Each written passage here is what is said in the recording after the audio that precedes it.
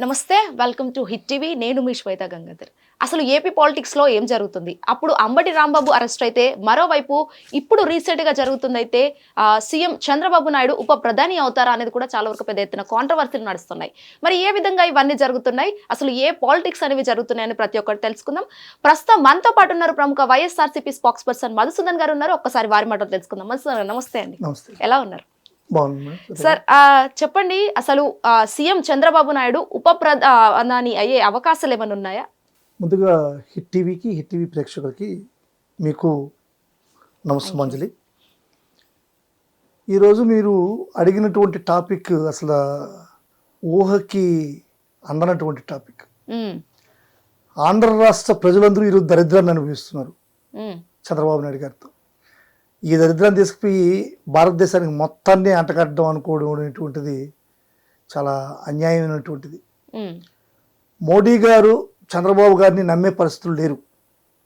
ఎందుకంటే మోడీ గారు చంద్రబాబు మీద ఉన్నటువంటి ఐడియాలజీ, ఆయన మీద ఉన్నటువంటి అభిప్రాయం, ఆయన మీద ఉన్నటువంటి నమ్మకం ఏందో అనేటువంటిది రాష్ట్ర ప్రజలకి, దేశ ప్రజలకి అందరికీ కూడా తెలుసు. మళ్ళీ మోడీ వచ్చి మరో ఎన్టీఆర్ అవదలుచుకోలేదు. ఖచ్చితంగా సెంట్రల్లో ఇతను తీసుకోవడం అనేటువంటిది జరగదు. ఇది ఒక డ్రామా. ఏంటంటే నేను సెంట్రల్కి వెళ్ళిపోతాను, ఆడ నితీష్ కుమార్ గారు వెళ్తున్నాను. నితీష్ కుమార్ గారి యొక్క పరిస్థితులు, అక్కడ ఉన్నటువంటి రాజకీయాలు ఎంటైర్లీ డిఫరెంట్. ఇక్కడ తెలుగు రాష్ట్రాల్లో ఉండేటువంటి రాజకీయాలు డిఫరెంట్. ఇప్పుడు చంద్రబాబు నాయుడిని ప్రధానమంత్రినో లేకుంటే ఉప ప్రధానో లేకుంటే ఉపరాష్ట్రపతితో చేస్తామంటున్నారు. ఇది ఎంతవరకు ధర్మం అనేటువంటిది దేశ ప్రజలందరూ కూడా చెప్పాల్సిన అవసరం ఉంది. ప్రధానమంత్రి కూడా దీన్ని ఒప్పుకునేటువంటి పరిస్థితి లేదు. ఇది చంద్రబాబు నాయుడు ఆడుతున్నటువంటి డ్రామా. ఎందుకంటే కొడుకుని ముఖ్యమంత్రిని చేసుకోవాలి. కొడుకుని ముఖ్యమంత్రిని చేసుకోవడానికి నేను సెంట్రల్కి వెళ్తున్నాను, నాకు ఉప ప్రధాని ఇస్తున్నారు, నాకు ఉపరాష్ట్రపతి ఇస్తున్నారు అని చెప్పుకొని ఈరోజు ఆంధ్ర రాష్ట్ర ప్రజలను మోసం చేస్తున్నారు. ఏదో ఒక విధంగా కొడుకుని ముఖ్యమంత్రి స్థానంలో చూడాలి. సరే, కొడుకుని ముఖ్యమంత్రి స్థానంలో చూడాలనుకుంటున్నావు. ఈరోజు 2-3 పార్టీలు కలిసి మీరు వచ్చారు. మీ పార్టీ మీరు అనుకున్న మాదిరిగా ఫస్ట్ టర్మ్ ఒక 2 సంవత్సరాలు 3.5 సంవత్సరం అయిపోయింది అనుకోండి. అంటే మీ టర్మ్ మీరు ఇప్పుడు దిగేసి లోకేష్ని ముఖ్యమంత్రిని చేయాలనుకుంటున్నారు కదా. దానికన్నా కానీ మీ యొక్క సావాస ధర్మాన్ని, ఈ యొక్క కూటమి ధర్మాన్ని, నియమాలని పాటించాలి కదా. పాటించేటప్పుడు తర్వాత కూటమిలో ఉన్నటువంటి బలమైన నాయకత్వం ఎవరుంది? పవన్ కళ్యాణ్ గారు కదా. ఆ రోజు మీరు జైలుకి పోతే అడ్డంగా మీ దగ్గరకు వచ్చి అడ్డంగా రోడ్లో పడుకున్న వ్యక్తి కదా పవన్ కళ్యాణ్ గారు. పవన్ కళ్యాణ్ రోజు అడ్డంగా పడుకున్నాడు కదా. పడుకొని మీకు ఎంత సపోర్ట్ చేశాడు.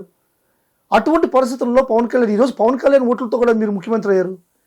మీకు నిజంగా దమ్ము ధైర్యం ఉంటే, నీతి నిజాయితీ ఉంటే సింగిల్గా పోటీ చేసి మీరు ఆంధ్ర రాష్ట్రాన్ని ముఖ్యమంత్రి కైవసం చేసుకోగలరా? ఇటువంటి పరిస్థితుల్లో మీరు పవన్ కళ్యాణ్ యొక్క ఓట్లతో ముఖ్యమంత్రి అయ్యి మీ కొడుకుని ముఖ్యమంత్రిని చేయడం ఏంటండి? ధర్మమేనా ఇది? న్యాయమేనా ఇది? పవన్ కళ్యాణ్ ముఖ్యమంత్రిని చేయండి. మీకు నీతి నిజాయితీ ఉంటే పవన్ కళ్యాణ్ ముఖ్యమంత్రి అవుతారనా? ధర్మం అది. పవన్ కళ్యాణ్ ముఖ్యమంత్రి చేయటువంటి ధర్మం. ఎందుకంటే ఈ రోజు మీరు ఇంత కూటమిలో ఇంత ఘన విజయాన్ని సాధించారంటే దాంట్లో పవన్ కళ్యాణ్ గారి పాత్ర ఉంది కదా. పాత్ర ఉన్నప్పుడు ఎవరు పవన్ కళ్యాణ్ మా పార్టీ కాదు, మాకు సంబంధం లేదు. కానీ నీతి అనేది ఉంటుంది, ధర్మం అనేటువంటిది మనం చెప్పాలి కదా. ఈ రోజు నువ్వు పవన్ కళ్యాణ్ గారి ఓట్లతో ముఖ్యమంత్రి అయ్యావు. ఇప్పుడు నీ కొడుకు పవన్ కళ్యాణ్ గారి ఓట్లతో మంత్రిగా ఉన్నాడు. అటువంటి పరిస్థితుల్లో మీరు ఏదో డిప్యూటీ సీఎం ఇచ్చేసి పవన్ కళ్యాణ్ చేతులు దురుపుకుంటూ, పవన్ కళ్యాణ్ కన్నా చిన్నోడు, వయసులో చిన్నోడు, నీ కొడుకుని ముఖ్యమంత్రి చేసుకోవడం ఏంటి? పవన్ కళ్యాణ్ ముఖ్యమంత్రి చేయండి, ధర్మం కదా. మరి ఎందుకు ఈ విధంగా అవినీతి పాలన? మీ కూటమిలో కూడా ప్రజలకి ఎట్టా అవినీతి చేస్తున్నారు, రాష్ట్రానికి ఎట్టా న్యాయం చేయరు, అంటే మీ కూటమికైనా న్యాయం చేయండి. ఇటువంటి పరిస్థితుల్లో చంద్రబాబు నాయుడు గారిని సెంట్రల్కి తీసుకోవడం అనేటువంటిది నాకు తెలిసి అయితే మాత్రం అది జరిగే పని కాదు. మోడీ గారు ఎన్టీఆర్ మాదిరిగా అంత పాపం మంచి ఐడియాలజీ ఉండేవాడేం కాదు. ఆయన మంచి రాజకీయ పరిజ్ఞానం ఉండేవాడే. రామారావు మాదిరిగా ఏదో సినిమాల్లోంచి వచ్చి రాజకీయ పరిజ్ఞానం లేకుండా ఉండేటువంటి వ్యక్తి కాదు. ఇతని అనుభవం ఏంది, ఇతని యొక్క చాకచక్యం ఏంది, ఇతని యొక్క క్రిమినల్ మెంటాలిటీ ఏంది, ఇతని క్రిమినలిజం ఏంది, ఇతను ఏ విధంగా ముఖ్యమంత్రి అయ్యాడు, ముఖ్యమంత్రి ఏ విధంగా కైవసం చేసుకున్నాడు, సాక్షాత్తు పిల్లనిచ్చి పెంచి పోషించిన మావనే వెన్నుపోటు పొడిచాడు. మోడీ గారి లెక్క అది తెలియదు మోడీ గారికి. అందువల్ల ఎట్టి పరిస్థితుల్లో జరిగే పని కాదు, ఆ ఆలోచన విడిచిపెట్టాల్సిందే. అంటే ఇక్కడ మధు గారు ఏంటంటే చాలా వరకు కాంట్రవర్సీలు నడుస్తున్నాయి, ఖచ్చితంగా ఆ లోకేష్ గారినే సీఎం చేయాలి అని అంటున్నారు. మరి సీఎం చేస్తే పవన్ కళ్యాణ్ పరిస్థితి ఏంటి? ఒక డిప్యూటీ సీఎం లానే ఉండిపోవాలా? మేము అదే అంటే లోకేష్ని మన ముఖ్యమంత్రిని చేయాలని ఎవరు అంటున్నారు?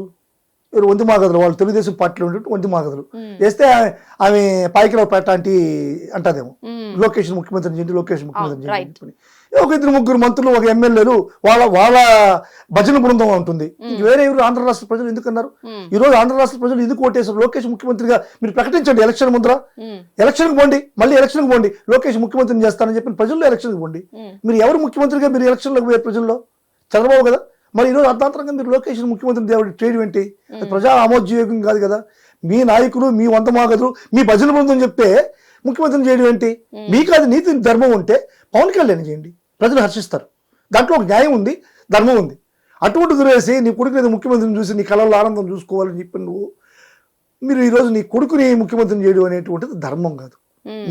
మీ పార్టీలో సరే, వేరే పార్టీ వాళ్ళకి ముఖ్యమంత్రి పదవి ఇవ్వడానికి మీకు ఇష్టం లేదు, మీరేదో సెంట్రల్కి పోతున్నారు, సెంట్రల్లో తిప్పడం, చక్రం తిప్పడం, రథం తిప్పడం, సెంట్రల్కి పోతారు అంటున్నారు, ఉప ప్రధాని అంటున్నారు, ఉపరాష్ట్రపతి అంటున్నారు, లేదు ప్రధానమంత్రి కూడా మీకే ఇస్తారంట. పోండి. ధర్మం ప్రకారం మీ పార్టీలోనే నెక్స్ట్ సీనియర్స్ ఎవరు ఉన్నారు? చాలా మంది సీనియర్స్ ఉన్నారు కదా, తలలు పండిన వాళ్ళు ఉన్నారు కదా, రాజకీయ పరిజ్ఞానం, రాజకీయ పండితులు ఉద్దండులు ఉన్నారు కదా.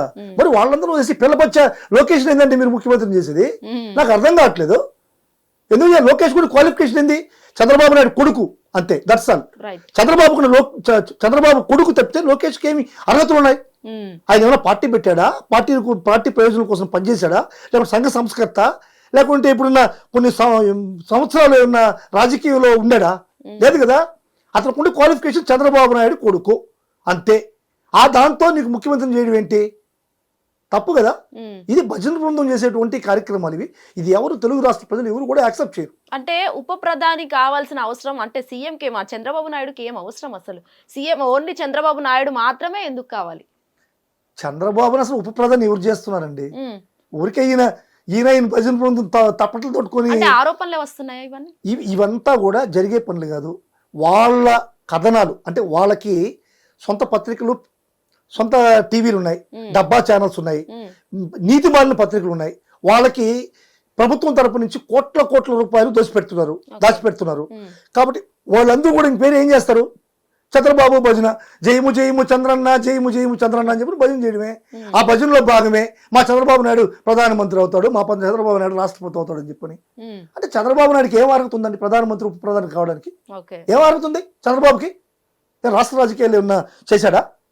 మీరు రాష్ట్రం బయట పోయి ఇప్పుడు రాజకీయం చేశావు నువ్వు, మరి వేరే రాష్ట్రాల్లో ఎందుకు యాక్సెప్ట్ చేయాలి?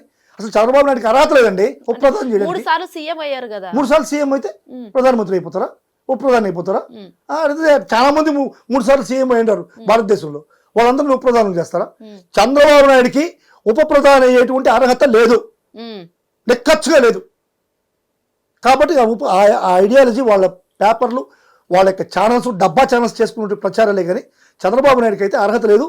చంద్రబాబు నాయుడు ఇన్నర్ కాన్షియస్ ఎలాంటి అర్హతలు కావాలండి? ఎలాంటి అర్హతలు కావాలి అసలు చంద్రబాబు నాయుడికి?